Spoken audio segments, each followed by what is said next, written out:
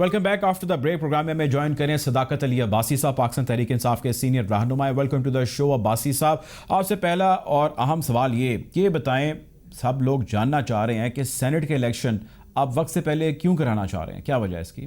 जी बहुत शुक्रिया।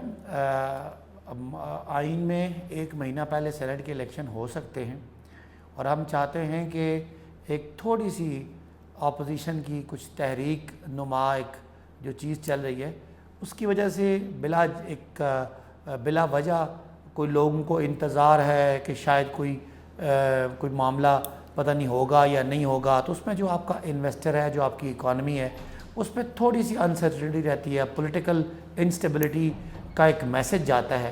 तो हम चाहते हैं कि ये जो कुछ भी होना है वो जल्दी हो जाए ताकि ऑपोजिशन को पता चल जाए कि क्या उनकी हैसियत है इस वक्त पॉलिटिकल सिनेरियो में, और बजाय कि हम 31 जनवरी तक इंतज़ार करें, हम अपना आगे चलें और पाकिस्तान आगे जाए और जो मईशत जिसके सारे इशारे मस्बत की तरफ मस्बत हैं, और ख़ासकर जो इस वक्त महंगाई कंट्रोल हो रही है और आपकी एक ग्रोथ, आपका मैन्युफैक्चरिंग सेक्टर जो है वो ग्रोथ की तरफ जा रहा है, तो ये चीज़ें और ज़्यादा मजबूत हों और पाकिस्तान जल्दी। लेकिन अब्बासी साहब, अगर ट्रैक पे वापस आए, आइन के अगर अंदर प्रोविजन मौजूद है जिसका आप जिक्र कर रहे हैं, तो इतना आउट ऑफ द वे जाने की क्या ज़रूरत है? कुछ दिन का ही मामला है। अगर आप वेट कर लेंगे तो ज़ाहिर है आप सारे सेम पेज पे होंगे जितनी पॉलिटिकल पार्टीज़ हैं, और वो इक्वली इसके अंदर जो है वो कॉन्टेस्ट कर सकेंगी। और इस दफ़ा आप शो ऑफ हैंड पे भी जाना चाह रहे हैं, तो आपको लगता नहीं है कि बहुत अनयूजुअल चीज़ें हैं जो आपकी हुकूमत चाह रही है इस दफ़ा करना, और उसकी कोई ख़ास ज़रूरत भी नहीं है अगर पॉलिटिकली देखा जाए? देखें, जब आइन बनाया जाता है तो इन तमाम चीज़ों का ख्याल रखा जाता है, और पॉलिटिकल गवर्नमेंट ने अपनी कन्वीनियंस देखनी है, मुल्क की कन्वीनियंस देखनी है, बिकॉज हमने लोगों को डिलीवर करना है। ऑपोजिशन ने तो शोर शराबा करना होता है और हुकूमत ने निज़ाम चलाना होता है। निज़ाम चलाने की ज़िम्मेदारी हमारी है। लिहाजा हम, पहली तो बात है कि आइन के अंदर रह के जो आइन ने प्रोविज़न दी है कि जल्दी कितना करा सकते हैं उतना जल्दी, और दूसरी बात यह कि अननेसेसरी डिले सिस्टम में, अननेसेसरी डिले मईशत में, अननेसेसरी डिले इस सारे प्रोसेस में जिसका कोई फ़ायदा नहीं है। उनकी तहरीक तो नाकाम हो चुकी है, जल से उनके नाकाम है, लोग उनके इस्तीफ़ा नहीं दे रहे। हम तो कह रहे हैं कि आज से पंजाब असम्बली खुल गई है, हमने कहा जमा कराएं इस्तीफ़े, पंजाब असम्बली को जमा कराएं ताकि हम अगले इलेक्शन भी करवाएं। तो वो तो करते कुछ नहीं है। वैसे ही अननेसेसरी कौम का वक्त क्यों ज़ाया करें, हम कौम का वक्त बचाना चाहते हैं। ठीक है, अच्छा ये मुझे बताएं कि अब ऑपोजिशन जो है पीडीएम के बैनर तले जी वो तैयार हैं लॉन्ग मार्च करने के लिए, इस्लामाबाद की तरफ आने के लिए। अब आपको पता है आपकी पार्टी ने भी लॉन्ग मार्च किया और सिट इन किया, और उसके बाद ज़ाहिर है आप गवर्नमेंट को घर नहीं भेज पाए। अब ये निकलते हैं, इस सारे निकलने में, वहाँ पहुँचने में और वहाँ पर बैठने में अवाम को, अमलाक को और कोलेट्रल बहुत सारी चीज़ें हैं जिनको नुकसान पहुँचता है या तकलीफ़ होती है। आप हुकूमत वक्त हैं, इससे डील करने के लिए या इसको ना हो ये, इसके लिए आप लोग क्या कर रहे हैं, क्या प्लान है? देखें, पीडीएम को वैसे ठंड लगी हुई है। उनकी, आपको पता है लाहौर में कुल्फ़ी जम गई थी, यहाँ तो उनकी पूरी बर्फ़ ही जम जाएगी, तो इसलिए बहुत ठंड है और सियासी तौर पे भी बहुत ठंड है। और मेरा ख्याल है जिस तरह का आज वो मौलाना शेरानी साहब का बयान आ गया है, इस तरह का हम तवक्को कर रहे हैं, क्योंकि कोई पीपल्स पार्टी की जो लीडरशिप इस वक्त बिलावल साहब हैं, उनके पास कोई सियासी तजर्बा तो नहीं है।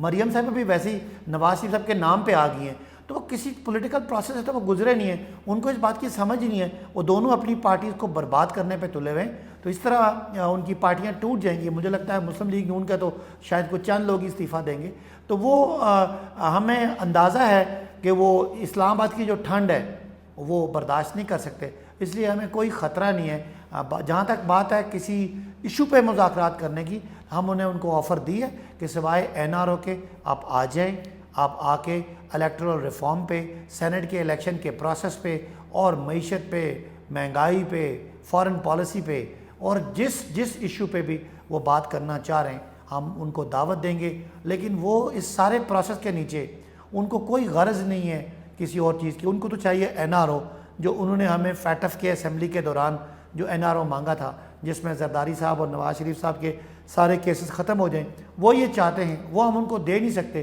तो उसके अलावा तो मुज़ाकरात में अच्छा, वैसे वासी साहब वो ये कहते हैं कि ये NRO की एक, अभी थोड़ी देर पहले हमारे पास कुंडी साहब थे, वो ये कह रहे थे कि जी ये कैसेट है, वो कैसेट चलती रहती है और ये NRO का जिक्र करते रहते हैं, हमने ना NRO मांगा है, ना NRO की इनकी कैपेसिटी है, ये आपको पता है अपोजिशन कहती है।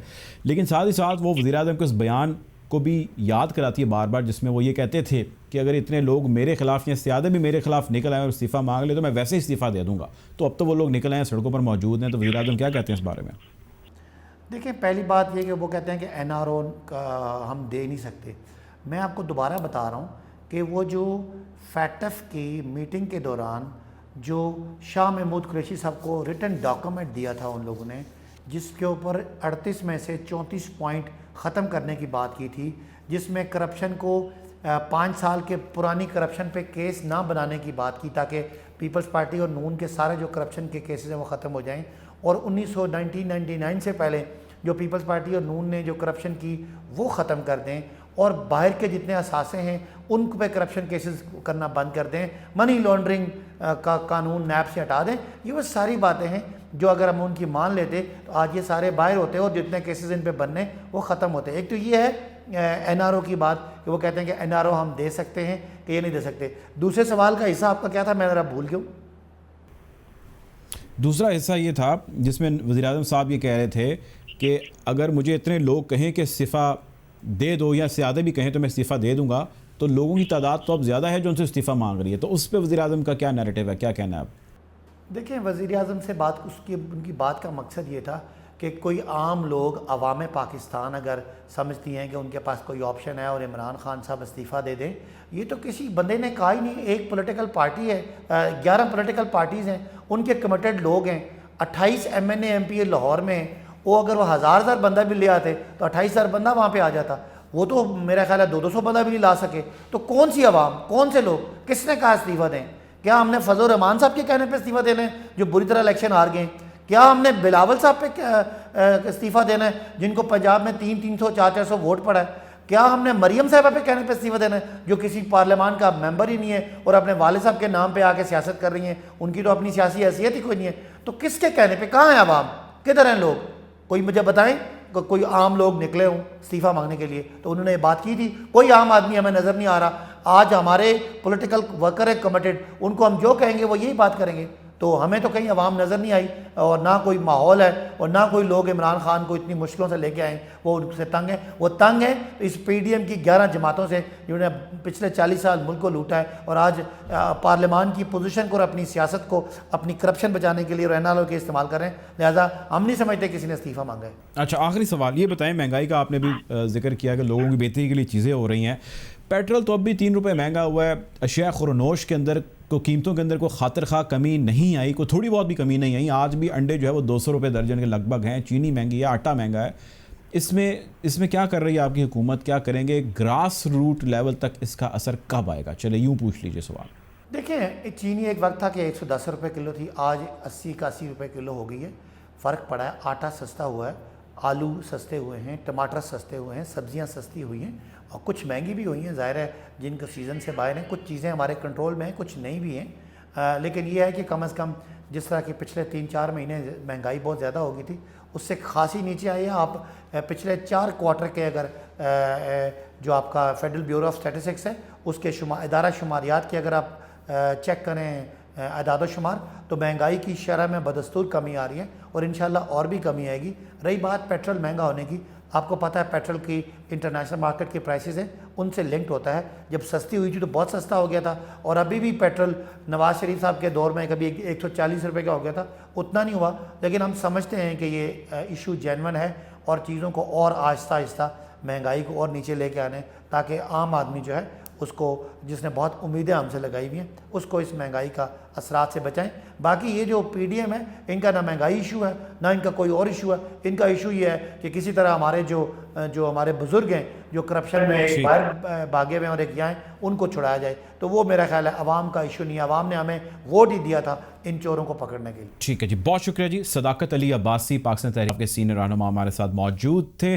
आपके वक्त का बहुत शुक्रिया। इंशाल्लाह आपसे कल ज़रूर मुलाकात होगी मज़ीद तबसरों के साथ। अपना ख्याल रखिएगा। अल्लाह हाफ़िज़।